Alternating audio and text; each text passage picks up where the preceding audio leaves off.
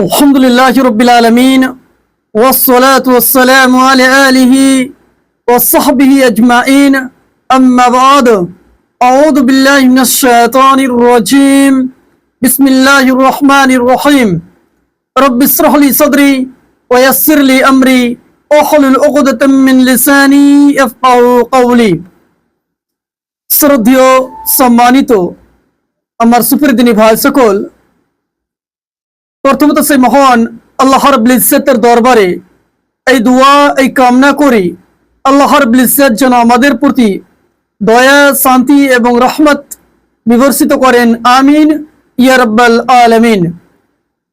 প্রশংসা মাত্র সেই মহান আল্লাহ রাব্বুল ইজ্জতের জন্য যিনি আমাদেরকে সৃষ্টি করেছেন, শুধুমাত্র সৃষ্টি করেননি বরঞ্চ এই বিশ্ব জগতের মধ্যে যতগুলো ছড়িয়ে ছিটিয়ে মখলুকাত রয়েছে তার মধ্যে সর্বোত্তম সর্বোৎকৃষ্ট আশরাফুল মখলুকাত হিসেবে সৃষ্টি করেছেন। অপরদিকে শুধুমাত্র তাই নয়, এই বিশ্ব জগতের মধ্যে যতগুলো দিন রয়েছে, ধর্ম রয়েছে, তার মধ্যে একমাত্র গ্রহণযোগ্য দিন, একমাত্র মনোনীত দিন ইসলামের মতো দিন দিয়েছেন, কোরআনের মতো বাণী দিয়েছেন এবং নবী মুহাম্মদ সাল্লাল্লাহু আলাইহি ওয়াসাল্লাম নবীর উম্মতি বানিয়েছেন। সেই মহান আল্লাহ রাব্বুল ইজ্জতের আমরা সকলে সংক্ষিপ্ত প্রশংসা থাকি আলহামদুলিল্লাহ। শান্তির দ্বারা বিবর্ষিত হোক বিগত নবীগণের উপর, বিশেষভাবে নবী মুহাম্মদ সাল্লাল্লাহু আলাইহি ওয়াসাল্লামের উপর। আল্লাহুম্মা সাল্লি আলাইহি আল্লাহুম্মা বারিক আলাইহি। সুপ্রিয় ভাই সকল, আজকে আমি আপনাদের সামনে একটি বার্তা শেয়ার করতে চাই। সেটি হচ্ছে আমরা আসলে দিন কেন শিখবো, আমরা কেন বিশিষ্ট ওলামায়ে কেরামের কাছে দিন বুঝবো, কেন আমরা বিশিষ্ট ওলামায়ে কেরামের কাছে দিন শিখবো, এর পিছু উদ্দেশ্যটা কি? যদি আমরা দিন না শিখি তবে ক্ষতি কি? এই বিষয় নিয়ে কয়েকটি কথা আপনাদের সামনে বলার চেষ্টা করব। যদি আমার রব আল্লাহ রাব্বুল ইজ্জত আমায় তৌফিক দেন, আমার তৌফিকি ইল্লা বিল্লাহ। সুপ্রিয় ভাই, দেখেন, একজন মুমিন, একজন মুসলিমের মূলত দায়িত্ব হচ্ছে সে নিজ রবকে ভালোভাবে জেনে নেওয়া এবং ইসলামের মূলনীতিকে সঠিকভাবে জেনে নেওয়া। এই কারণে একজন বিশিষ্ট আলিমে দিন মুহাম্মদ বিন আব্দুল ওয়াহাব রাহিমাহুল্লাহ তিনি একটি বই রচিত করেছেন, লিখেছেন। সে বইয়ের নাম উনি উল্লেখিত করেছেন আল উসুলুস সালাসাহ, ইসলামের তিনটি মূলনীতি, ইসলামের তিনটি মূলনীতি। এবং সেখানে উনি প্রথমত এই কথাটাই উল্লেখিত করার চেষ্টা করেছেন যে প্রত্যেকটা মুমিন মুসলিমকে তিনটি জিনিসের ব্যাপারে জানকারি হাসিল করতে হবে, এটা বাধ্য। এক নম্বর হচ্ছে আল্লাহ রাব্বুল ইজ্জতের ব্যাপারে সঠিক জ্ঞান, নবী মুহাম্মদ সাল্লাল্লাহু আলাইহি ওয়াসাল্লামের আদর্শের জানকারি এবং ইসলামের মূল নীতি, ইসলামের মূল ভিত, এই বিষয়গুলো প্রত্যেকটা মুমিন, প্রত্যেকটা মুসলিমকে জানতে হবে, এটা বাধ্যতামূলক। চলেন আমরা এই জন্যই দিন শিখবো, তার কারণ দিন যদি আমরা না শিখি, যদি আমরা দিন না বুঝি, বিশিষ্ট ওলামায়ে কেরামের কাছে জানার চেষ্টা না করি, তাহলে আমরা অবশ্যই আমাদের জীবনের বাস্তবিকতা, আমাদের জীবনের উদ্দেশ্য, আমাদের জীবনের মূল লক্ষ্য, এই জিনিসটা আমরা বুঝতে পারবো না। সুপ্রিয় ভাই, আমি যে কথাটা বুঝাতে চাচ্ছি যে দেখেন, একজন ব্যক্তি, একজন মানুষের মূল উদ্দেশ্য আল্লাহ রাব্বুল ইজ্জত যে আমাদেরকে এই দুনিয়াতে প্রেরিত করেছেন, এই দুনিয়াতে পাঠিয়েছেন, এর মূল যদি বুঝার চেষ্টা করেন, সেটা হচ্ছে আল্লাহ রাব্বুল ইজ্জতের ইবাদত বন্দেগী করা, দাসত্ব করা, গোলামি করা। তার কারণ আল্লাহ রাব্বুল ইজ্জত তিনি বলেন ওমা খালাকতুল জিন্না ওয়াল ইনসা ইল্লা লিয়াবুদুন, আমি আল্লাহ মানব জাতি এবং জিন জাতিকে সৃষ্টি করতাম না, এই জন্যই করেছি যাতে করে তারা আমার ইবাদত করে, দাসত্ব করে, গোলামি করে। এই উদ্দেশ্যে আমি আল্লাহ রাব্বুল ইজ্জত মানব জাতি এবং জিন জাতিকে সৃষ্টি করেছি। বলার উদ্দেশ্য দেখেন যে আমরা যে ইবাদত করব, আমরা আল্লাহ রাব্বুল ইজ্জতের দাসত্ব করব, তবে কিভাবে করব, কোন অবস্থায় করব, কি তরিকাতে করব, কোনটা আমার জন্য ইবাদত বলে গণ্য হবে। যদি আমি এইগুলো না শিখি তো আল্লাহ রাব্বুল ইজ্জতের ইবাদত আমি আপনি করতে পারবো না। সুপ্রিয় দিনী ভাই, আমার বলার উদ্দেশ্য হচ্ছে যে প্রত্যেকটা মুমিন মুসলিমকে ইসলামের বেসিক নলেজ, বেসিক জ্ঞান, বেসিক ইলম অর্জন করতেই হবে। তার কারণ হচ্ছে দেখেন, আমরা যদি ইসলামের মূলনীতি না বুঝি, ইসলামকে না জানি, তাহলে আমরা ইবাদত কিভাবে করব? আমরা ইবাদত যে করব, কোন ইবাদতটা আল্লাহ রাব্বুল ইজ্জতের দরবারে গ্রহণযোগ্য হবে, কোন ইবাদতটা আল্লাহ রাব্বুল ইজ্জতের কাছে চয়নিত হবে, এই বিষয়গুলো আমাদেরকে জানতেই হবে। তার কারণ যদি আমি আপনি না জানি, তাহলে ইবাদতের মধ্যে অনেক রকম বিশৃঙ্খলা আসতে পারে। হয়তো আমি আপনি অনেক কষ্ট করে, মেহনত করে ইবাদত করলাম, বন্দেগি করলাম, দাসত্ব করলাম, দেখা গেল সে ইবাদত আল্লাহ রাব্বুল ইজ্জতের দরবারে গ্রহণযোগ্য হলো নাই। সে মুহূর্তে আমি আপনি তো কষ্ট করলাম, মেহনত করলাম, টাইম দিলাম, কিন্তু তরিকা ভুল হওয়ার কারণে আমার আপনার ইবাদত আল্লাহ রাব্বুল ইজ্জতের দরবারে সেটা গ্রহণযোগ্য হলো না। আমার বলার উদ্দেশ্য দেখেন, তাই প্রত্যেকটা মুমিন মুসলিমকে দিন শিখা, ইসলামকে বুঝা এটা বাধ্যতামূলক। এটা বাধ্যতামূলক। তার কারণ যখন আমি আপনি দিন শিখবো কিংবা দিন বুঝবো, তখন আমাদের হবে কি যে আমাদের ইবাদত গুলো সঠিক হবে, আমাদের ইবাদত গুলো গ্রহণ হবে, নচেত আমাদের ইবাদত গ্রহণ হবে নাই। সুপ্রিয় দিনী ভাই, আরেকটি কথা, যে কে কোথা থেকে দেখছেন একটু যদি কমেন্ট করতেন অবশ্যই আমার পক্ষে ভালো হতো। এবং সাউন্ড কেমন যাচ্ছে, সাউন্ড বোঝা যাচ্ছে কি যাচ্ছে না, এ বিষয়ে যদি আমাকে একটু জানকারি দিতেন অবশ্যই আমি উপকৃত হতাম। চলেন, আমাদের দিন শিখা এটা অত্যন্ত গুরুত্বপূর্ণ এবং মহত্বপূর্ণ দায়িত্ব প্রত্যেকটা মুমিন মুসলিমের জন্য। কারণ দিন আমাদের জীবনের সঠিক পথ দেখায়, ইসলাম আমাদেরকে সঠিক রাস্তা দেখায়, সঠিক নির্দেশ দেয়। ইসলাম কেবল নামাজ, রোজা কিংবা হজ এই বিষয়টা নয়, বরঞ্চ ইসলাম হচ্ছে আমাদের এই পুরা জীবন ব্যবস্থা, আমাদের লাইফ সিস্টেম যে রয়েছে, এটা হচ্ছে দিন। যদি আমরা নবী মুহাম্মদ রাসূলুল্লাহ সাল্লাল্লাহু আলাইহি ওয়াসাল্লাম আদর্শকে মেনে নিতে পারি এবং আল্লাহ রাব্বুল ইজ্জতকে সন্তুষ্টির উদ্দেশ্য করি, তো সেটাই ইবাদত বলে গণ্য হবে। প্রত্যেকটা কাজ, প্রত্যেকটা কর্ম, প্রত্যেকটা উঠা বসা আমরা ইবাদতে পরিণত করতে পারি যদি তরিকাটা হয় নবী মুহাম্মদ রাসূলুল্লাহ সাল্লাল্লাহু আলাইহি ওয়াসাল্লামের আদর্শ অনুযায়ী। সুপ্রিয় দিনী ভাই, চলেন, ইসলাম হচ্ছে একটি পরিপূর্ণ জীবন ব্যবস্থা, এটা পূর্ণাঙ্গ জীবন ব্যবস্থা, ব্যক্তিগত, পারিবারিক, সামাজিক, এই যে অর্থনৈতিক, নৈতিক, এই দিনের উপরে এই জিনিসগুলো আপনার প্রত্যেকটা ব্যাপারে দিনে ব্যাখ্যা এবং বিশ্লেষণ রয়েছে। যদি আমরা দিন বুঝি, আমরা শরীয়তকে বুঝি, নবী মুহাম্মদ রাসূলুল্লাহ সাল্লাল্লাহু আলাইহি ওয়াসাল্লামের আদর্শ বুঝি, তাহলে আমরা কিভাবে কথা বলবো এটাও ইসলাম শিক্ষা দিচ্ছে। কিভাবে কোন জায়গায় কোন কথা বলতে হয়, কি কথা বললে মানুষ দুঃখ পাবে না, এগুলো ইসলাম আমাদেরকে শিক্ষা দিচ্ছে। ব্যবসা বাণিজ্যের তরিকা ইসলামে পরিপূর্ণতার ব্যাখ্যা বিশ্লেষণ রয়েছে। দুঃখের সময় আমাদের কি করণীয়, সুখের সময় আমাদের কি করণীয়, প্রত্যেকটা জিনিসের ব্যাপারে ইসলাম আমাদেরকে চমৎকার করে শিক্ষা দিয়েছে। আমাদের কর্তব্য হচ্ছে সে শিক্ষাকে গ্রহণ করা এবং সে মোতাবেক নিজের জীবনে বাস্তবায়িত করা। সুপ্রিয় দিনী ভাই, চলেন আমি কথা না বাড়িয়ে আমি আপনাদেরকে মূল পয়েন্টের দিকে যাই। দেখেন, আমরা দিন কেন শিখবো, আজকের মূল বিষয় হচ্ছে আমরা দিন কেন শিখবো। আমরা দিন এই জন্যই শিখবো যাতে করে আমরা আল্লাহ রাব্বুল ইজ্জতকে সঠিকভাবে জানতে পারি। আমরা দিন এই জন্যই শিখবো যাতে করে আমরা নবী মুহাম্মদ রাসূলুল্লাহ সাল্লাল্লাহু আলাইহি ওয়াসাল্লামের আদর্শকে বুঝতে পারি। আমরা দিন এই জন্যই শিখবো যাতে করে আমাদের জীবনে, আমাদের পার্থিব জীবনে আমরা সেই মোতাবেক নিজের জীবনটাকে অতিবাহিত করতে পারি। চলেন আরেকটি আমরা হাদিসের প্রতি লক্ষ্য রাখি। সেই হাদিসটি সহিহ মুসলিমের 2699 নম্বর হাদিস। এই হাদিসের ভাবার্থটা বোঝার চেষ্টা করুন।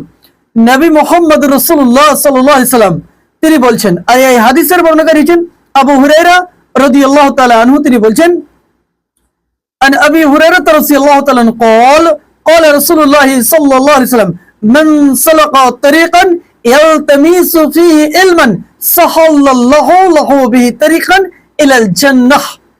নবী মোহাম্মদ রাসূলুল্লাহ সাল্লাল্লাহু আলাইহি ওয়াসাল্লাম তিনি বলছেন, কোন ব্যক্তি যদি ইসলামের জ্ঞান অর্জন করার জন্য কোন পথ অবলম্বন করে, এই পথ যে কোনো মাধ্যম হতে পারে, সাধারণ মানুষের জন্য হতে পারে দার্সের ব্যবস্থা, দার্সের মাধ্যমে ইলম অর্জন করা, বিশিষ্ট ওলামায়ে কেরামদের কাছে জানকারি নেওয়া, বই স্টাডি করা, ইসলামের যে মূলনীতি সেগুলো জানা, এবং বিশেষভাবে বিশিষ্ট ওলামায়ে কেরামদের সঙ্গে সম্পর্কিত থাকা, তিনাদের কাছে মাসলা মাসাইল জানা, এগুলো হচ্ছে দিন শিখার একটা মাধ্যম সাধারণ মানুষদের জন্য।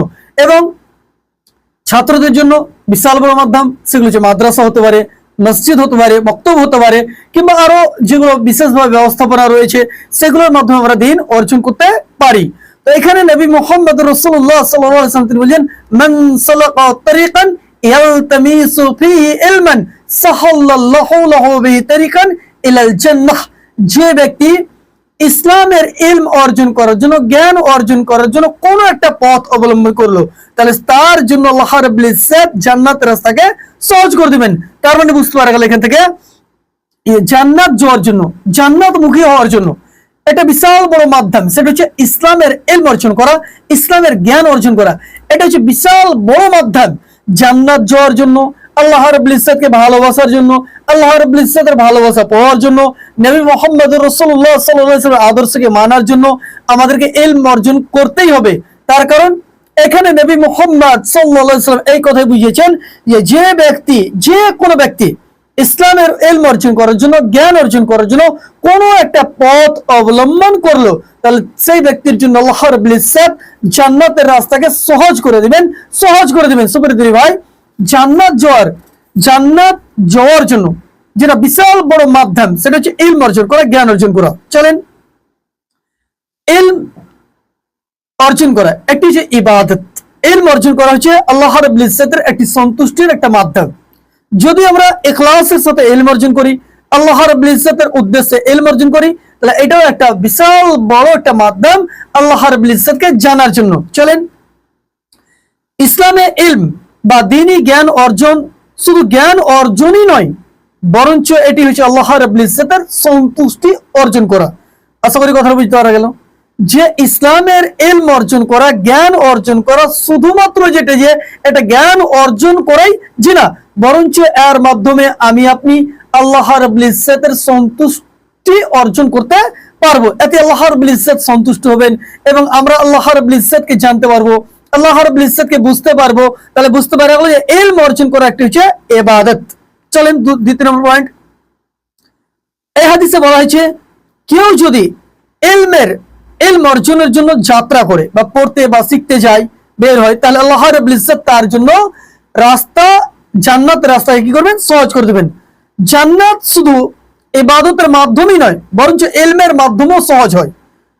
ইবাদত যে করবেন, আপনি যে কোনো ইবাদত করবেন, যদি তার তারিকা সঠিক না হয়, তাহলে সেটা তো আমরা যতই চেষ্টা করি, যতই কষ্ট করি, যদি তারিকা সঠিক না হয়, তার পদ্ধতি সঠিক না হয়, তার নিয়ম নীতি করার তারিকা যদি সঠিক না হয়, তাহলে সে ইবাদত আল্লাহ রাব্বুল ইজ্জতের দরবারে গ্রহণযোগ্য হবে না। তার কারণ নবী মুহাম্মদ রাসূলুল্লাহ সাল্লাল্লাহু আলাইহি ওয়াসাল্লাম তিনি বলছেন, এই হাদিসটি সহিহ বুখারী, সহিহ মুসলিমের মধ্যে আপনি পেয়ে যাবেন।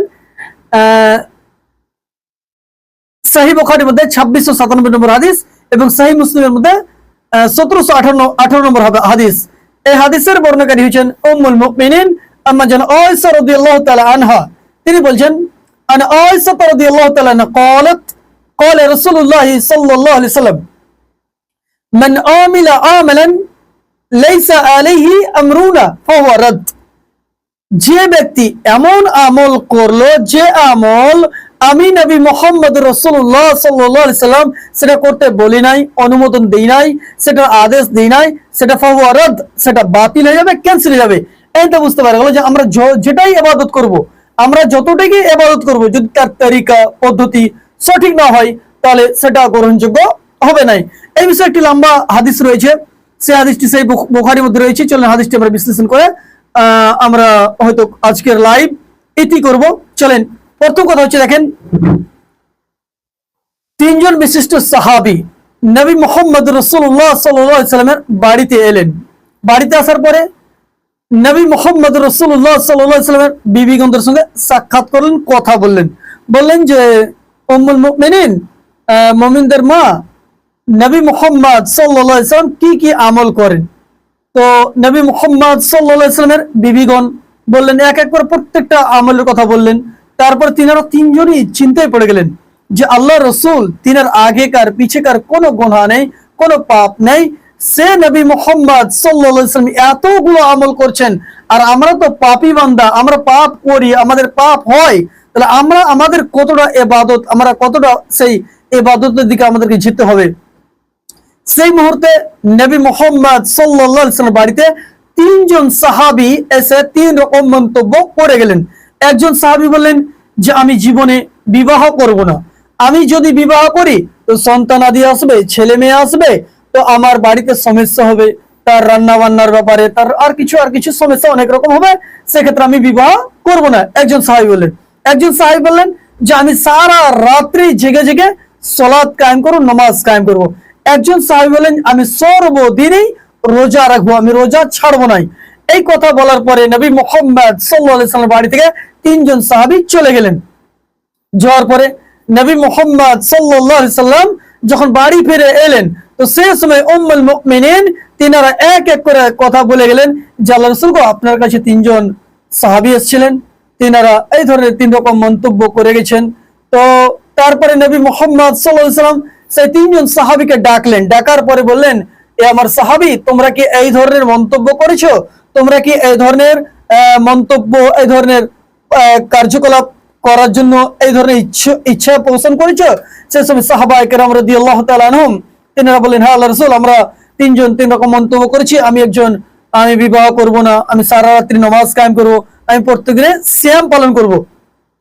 সে সময় নবী মুহাম্মদ সাল্লাল্লাহু আলাইহি ওয়াসাল্লাম মুখ থেকে যে শব্দটি এসেছিল, ফামান রাগিবা আন সুন্নতি ফালাইসা মিন্নি, যে ব্যক্তি আমার সুন্নাত থেকে বিমুখ হয়ে গেল, আমার সুন্নাতকে ছেড়ে দিল, সে আমার দলভুক্ত নয়। এখান থেকে বোঝা গেল যে ইসলামের ইলম অর্জন করা, জ্ঞান অর্জন করা এত জরুরি যে আমাদের প্রত্যেকটা আমলকে যদি আমি আপনি গ্রহণযোগ্য বলে সাব্যস্ত করতে চাই, সেটা প্রুফ করতে চাই, তাহলে আমাদেরকে নবী মুহাম্মদ রাসূলুল্লাহ সাল্লাল্লাহু আলাইহি ওয়াসাল্লামের আদর্শ অনুযায়ী করতে হবে, নচেত সেটা গ্রহণযোগ্য হবে নাই। চলেন আজকের যে মূল যে উদ্দেশ্য হচ্ছে যে আমরা দিন শিখবো, কেন দিন শিখবো, দিন শিখার উদ্দেশ্যটা কি, আমরা কেন দিন শিখবো।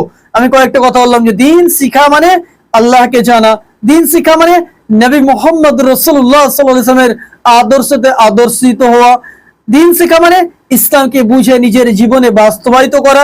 যদি আমি আপনি না করি, অবশ্যই সেটা গ্রহণযোগ্য হবে না।